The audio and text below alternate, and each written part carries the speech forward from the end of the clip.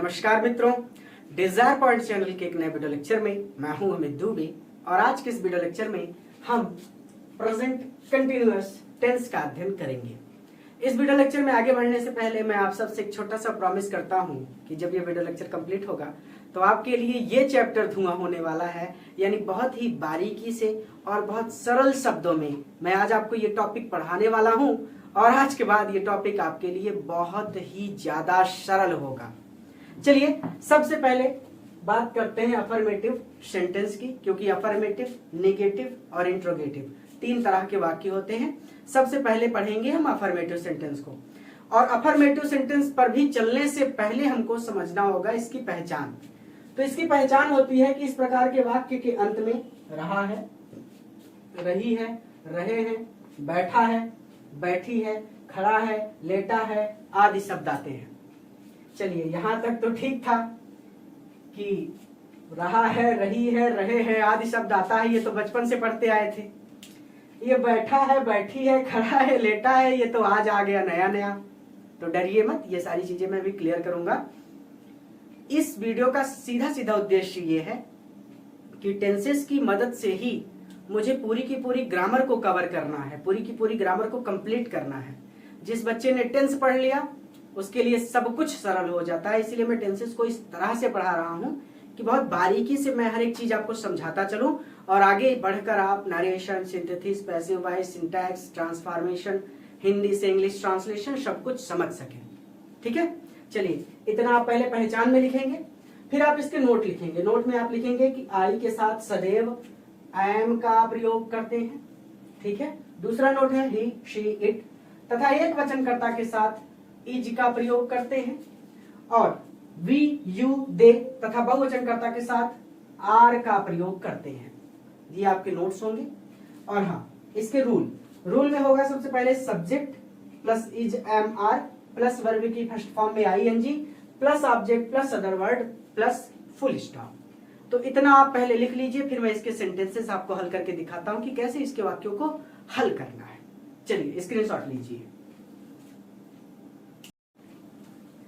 चलिए रूल आपने लिख लिया होगा। इसका रूल है subject plus is, am, are plus verb की फर्स्ट फॉर्म में ING plus object plus other word plus full stop. जिस बच्चे ने रूल नहीं छोड़ा वो इस तरह के वाक्यों को सबसे जल्दी हल कर लेगा, क्योंकि ये पूरे के पूरे टेंस में सबसे ज्यादा सरल होता है।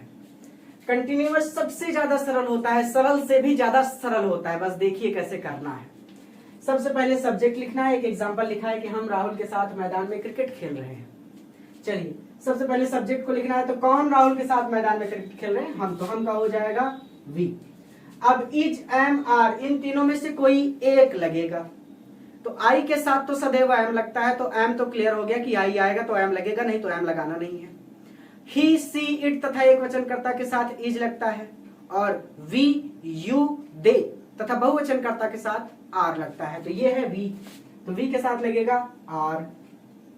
अब वर्ब ढूंढनी है, तो ये जो रहा है, रही है, रहे है ना, इस रहा, रही, रहे के ठीक पहले जो वाक्य होगा वही वर्ब है।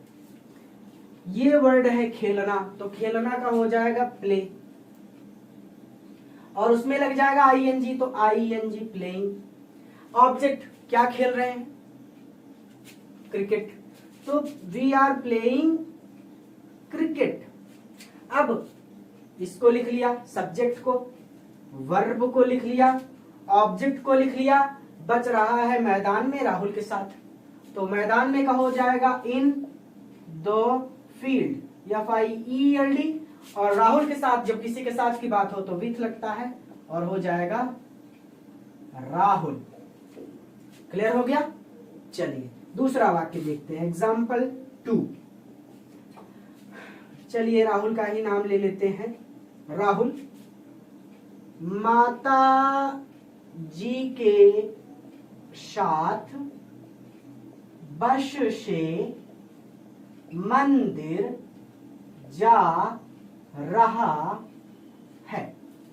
क्लियर हो गया? राहुल माता जी के साथ बस से मंदिर जा रहा है। वीडियो को पॉज कीजिए, एक बार खुद से हल करने का प्रयास कीजिए और देखते हैं कि जो आप हल करते हैं वो सही होता है या नहीं।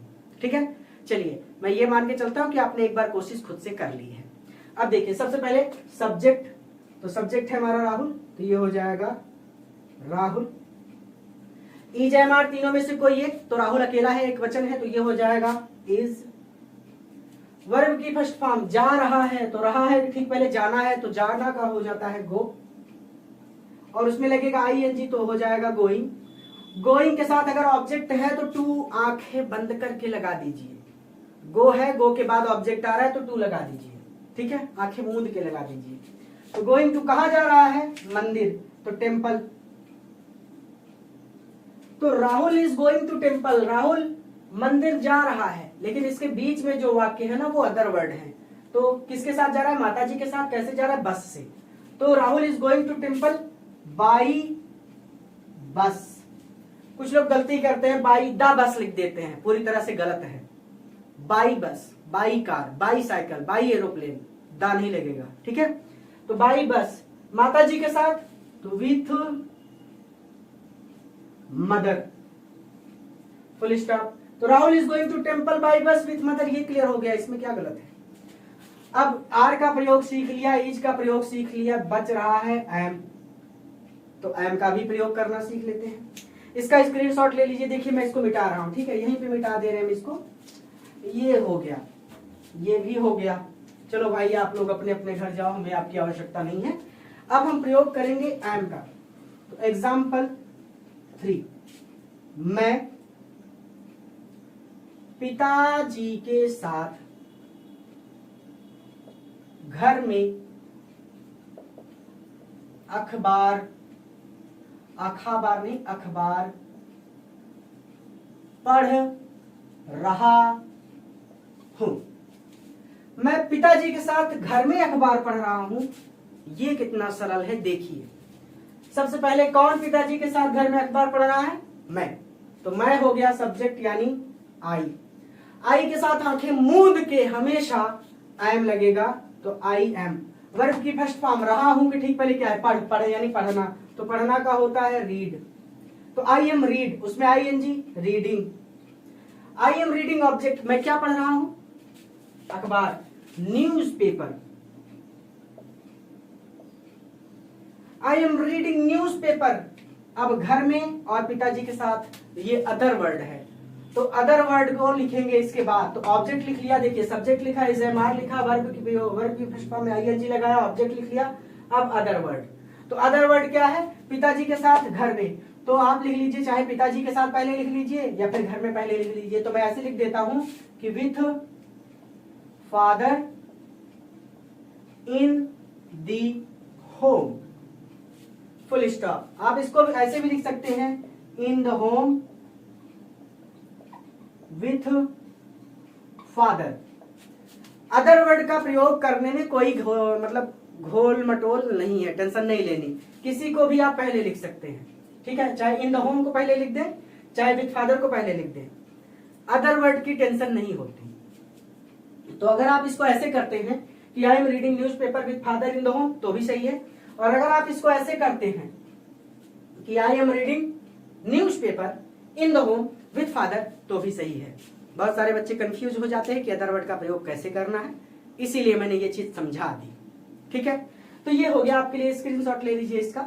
और हाँ, बैठा है, खड़ा है, लेटा है, ये सबसे घुमाने वाली बात अब आई। चलिए पहले स्क्रीनशॉट ले लीजिए, फिर मैं चाहता हूं कि मैं ये चीजें आपको अलग से समझा दूं। स्क्रीनशॉट लीजिए इसका। चलिए, एक वाक्य लिखा है, राधा पलंग पर बैठी है। आज हम आपको दुनिया का सबसे सरल तरीका बताएंगे कंटिन्यूअस की पहचान करने का। चलिए, आज तक आप यही पढ़ते आए थे कि रहा है, रही है, रहे हैं आदि शब्द आते हैं। आपके लिए ये थोड़ा सा नया है, बैठा है, खड़ा है, लेटा है। तो इसका सरल तरीका समझिए, फिर ये चीजें आपके लिए क्लियर हो जाएंगी। जो काम अभी हो रहा है और कुछ समय बाद समाप्त हो जाएगा, यानी जो काम अभी हो रहा है और कुछ समय बाद समाप्त हो जाएगा, वो हमेशा कंटिन्यूअस की श्रेणी में आता है। जैसे मैं अभी पढ़ा रहा हूं, कुछ समय बाद ये वीडियो कंप्लीट हो जाएगा, मैं पढ़ाना बंद कर दूंगा, तो ये काम कंटिन्यूअस में आ गया। आप अभी पढ़ रहे हैं, कुछ समय बाद ये वीडियो लेक्चर कंप्लीट हो जाएगा, आप पढ़ना बंद कर देंगे। भाई आपको दूसरे काम भी करने हैं, आपको खेलने भी जाना है। आजकल तो रील्स का फैशन आ गया है, रील भी स्क्रॉल करना है, मूवी भी देखना है, और अगर बालिका है तो लोगों की चुगली भी करनी है। ये बहुत भारी काम है, बहुत भारी जिम्मेदारी है। तो ये सारे काम आपको करने हैं। तो वो सारे काम करने हैं तो आप ये समझिए कि आप अभी तो पढ़ रहे हो, लेकिन कुछ समय बाद आप पढ़ना बंद कर देंगे। तो आप कंटिन्यूअस में चल रहे हैं। अब राधा पलंग पर बैठी है, अभी बैठी है, पूरा जीवन तो बैठी नहीं रहेगी, कुछ समय बाद उठकर चली जाएगी। तो काम अभी हो रहा है, अभी बैठी है, लेकिन कुछ समय बाद उठकर चली जाएगी तो वो काम समाप्त हो जाएगा। इसका मतलब कंटिन्यूअस है। मैं नदी के किनारे खड़ा हूं, हमेशा तो खड़ा नहीं रहूंगा, कभी न कभी घर चला जाऊंगा, तो ये कंटिन्यूअस है। मैं पलंग पर लेटा हूं, तो हमेशा तो लेटा नहीं रहूंगा, जब नींद पूरी हो जाएगी तो उठ जाऊंगा, तो इसका मतलब ये भी कंटिन्यूअस है। तो ये वाक्य जो अभी हो रहा है, जो ये काम आते हैं जो अभी हो रहे हैं और कुछ समय बाद समाप्त हो जाएंगे, वो हमेशा कंटिन्यूअस की श्रेणी में आते हैं। ठीक है।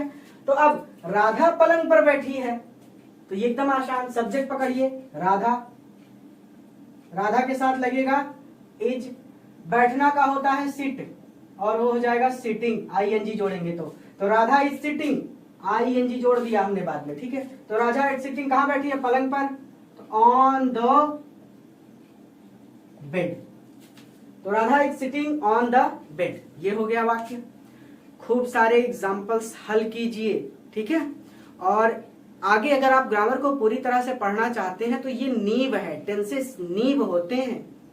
तो आपको क्या काम करना है कि आपको खूब सारे एग्जाम्पल्स को हल करना है, टेंसेस को बहुत अच्छी तरह से पढ़ना है, ताकि आप ग्रामर को पूरी तरह से पढ़ सकें और अपने जीवन में आप जो कुछ हासिल करना चाहते हैं वो हासिल कर सकें। जो कुछ भी आप अपने जीवन में पाना चाहते हैं, या तो आज मेहनत करके उसे प्राप्त कर लीजिए, या फिर जीवन भर पछताते रहिए। वो कुछ भी हो सकता है, कोई पद हो सकता है, कोई व्यक्ति हो सकता है, कोई वस्तु हो सकती है। जो कुछ भी आप पाना चाहते हैं, आज समय है, मेहनत कीजिए और उस चीज को हासिल कर लीजिए, नहीं तो पूरा जीवन रोते रहेंगे, पूरा जीवन, और बहुत मुश्किल से कटेगा फिर जीवन। तो यही समय है जब कुछ कर सकते हैं आप।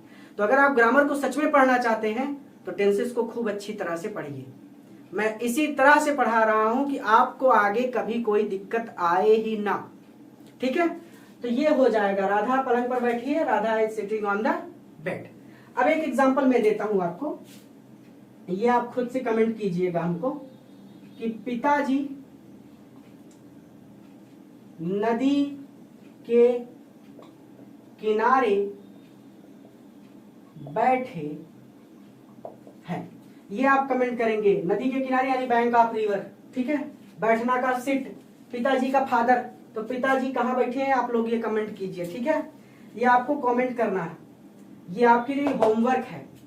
और इस तरह से अब इसके आगे अगर हम बढ़े तो इसके आते हैं निगेटिव सेंटेंसेस।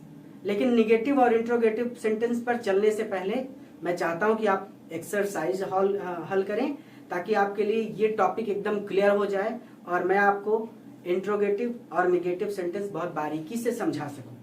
तो आज के इस वीडियो में यहीं तक रोकेंगे हम, क्योंकि आपके लिए हो सकता है ये बैठा है, खड़ा है, लेटा है, ये कुछ नया हो, आप इसको अच्छी तरह से ना समझ पाए हो। तो मैं आपको होमवर्क दे रहा हूं ताकि आप होमवर्क की मदद से इसको समझ सकें। ठीक है। चलिए इसका स्क्रीनशॉट ले लीजिए पहले, फिर मैं आपको होमवर्क दे देता हूं। तो चलिए ये होमवर्क है, हल कीजिएगा खुद से। पहला है, माताजी दादी माँ के साथ घर में भोजन बना रही हैं। दूसरा, पिताजी अखबार पढ़ रहे हैं। ये सबसे सरल है, मैंने सोचा सिर्फ सब्जेक्ट ऑब्जेक्ट और वर्ब तक ही छोड़ देते हैं, एक आध वाक्य। चलिए, बच्चे कक्षा में शोर मचा रहे हैं। अध्यापक कक्षा में बच्चों को गणित पढ़ा रहे हैं। मैं माताजी के साथ बस से मंदिर जा रहा हूँ। राहुल कुर्सी पर बैठा है और हम सीता और गीता के साथ विद्यालय में गणित पढ़ रहे हैं। बहुत आसान सी बात है, लेकिन बच्चे ध्यान नहीं देते। पढ़ना और पढ़ाना में अंतर होता है। पढ़ाना का होता है टीच, ठीक है, और पढ़ना का होता है रीड। तो ये ध्यान रखिएगा। अक्सर मैंने बच्चों को गलती करते देखा है, वो रीड के जगह पे टीच लिख देते हैं, टीच के जगह पे रीड। और हाँ, इसके अलावा भी इंटरनेट से, किसी बुक से, जहां से वाक्य मिले हल कीजिए और खूब सारी एक्सरसाइज कीजिए ताकि आपके लिए ये टॉपिक क्लियर हो। और अच्छी तरह से टेंसेस को पढ़िएगा। और जिस बच्चे ने टेंस नहीं पढ़ा वो भविष्य में उससे ये ना कहे कि मुझे नरेशन नहीं समझ में आ रहा, मुझे पैसिव वॉइस नहीं समझ में आ रहा, मुझे ट्रांसलेशन नहीं आ रहा हिंदी से इंग्लिश, मुझे सिंथेसिस नहीं समझ में आ रहे, मुझे प्रीपोजिशन नहीं समझ में आ रहा, मुझे सिंटैक्स नहीं समझ में आ रहा, बहुत मारूंगा मैं आके अगर आपने ऐसा कहा। तो अभी समय है, अच्छी तरह से पढ़िए। टेंसेस नींव है। जिस बच्चे ने नींव को मजबूत कर लिया उसका भवन बहुत ऊंचा बनेगा, और जिसकी नींव ही कमजोर है दूसरी मंजिला तक पहुंचते पहुंचते तो उसका घर ही गिर जाएगा। तो ये टेंस नींव है। खूब अच्छी तरह से नींव को मजबूत कीजिए, एक्सरसाइज कीजिए ताकि मैं आपको पूरी की पूरी ग्रामर बहुत सरल तरीके से पढ़ा सकूं। ठीक है, तो ये स्क्रीनशॉट ले लीजिए। और हाँ, अगर आपको सारे के सारे वाक्य आ रहे हैं तो एक साथ सारे के सारे कमेंट कर दीजिएगा ताकि अगर किसी बच्चे को किसी वर्ड में डाउट हो, किसी सेंटेंस में, तो वो जाके कमेंट में देख ले। पूरा वीडियो देखने के लिए धन्यवाद। इस वीडियो को अपने मित्रों के साथ जरूर शेयर कीजिए और अगर नए हैं तो चैनल को सब्सक्राइब कीजिए, क्योंकि लाइव क्लासेस के साथ मैं बहुत जल्द आपसे मिलूंगा और हमारा ऐप भी बहुत जल्द आने वाला है। तो क्रैश कोर्स, पीडीएफ, सारी की सारी क्लासेस के साथ मैं आप सबके लिए बहुत कुछ लेकर आ रहा हूं। पूरा वीडियो देखने के लिए धन्यवाद। किसी नए वीडियो लेक्चर में किसी नए टॉपिक के साथ मैं आपसे फिर से मिलूंगा। नया क्या, इसका अफर्मेटिव पढ़ लिया है तो अगला वीडियो लेक्चर इसके निगेटिव और इंट्रोगेटिव का होगा। तो चलिए अगले वीडियो लेक्चर में मिलते हैं। वीडियो को मित्रों के साथ शेयर कीजिए और इन सभी वाक्यों को हल कीजिए, और कहीं से और अगर वाक्य मिलते हैं तो उन सभी वाक्यों को हल कीजिए। धन्यवाद।